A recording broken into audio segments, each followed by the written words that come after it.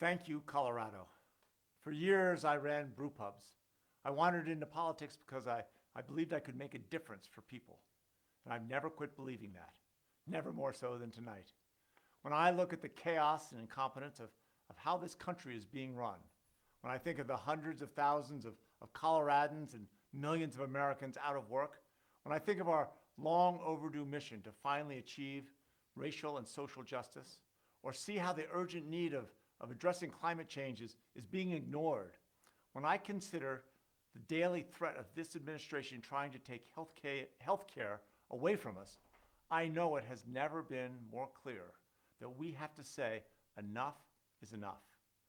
We must come together to reclaim our country and assert the fundamental decency of a nation that looks out for its people, that treats everyone with respect, and lives up to the ideals at the very foundation of who we are as a country. Let me be clear. Change is coming, and you and I are going to bring it together. I just spoke to Andrew Romanoff. I know this has been a hard week for Andrew, and I admire his strength and the strength of his beliefs. At this difficult time for him, he offered me his full support, which I am honored to accept. I told him what I want to say to you. I need him and every one of his supporters to bring the same passion and energy they brought to Andrew's campaign to the fight ahead. It's going to take all of us together to beat Cory Gardner and bring about the change this country so desperately needs. I've never lost an election in this state, and I don't intend to lose this one. There's far too much at stake. But this fight isn't going to be easy. Donald Trump, the Republicans, and their dark money groups are going to keep throwing everything they've got. Everything they've got, they're going to throw at us because they can't defend Cory Gardner's record.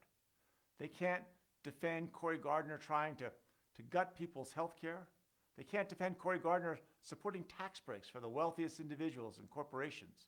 And they can't defend Gardner's silence as Donald Trump ignored a pandemic, fanned the flames of racism, and divided America that we love.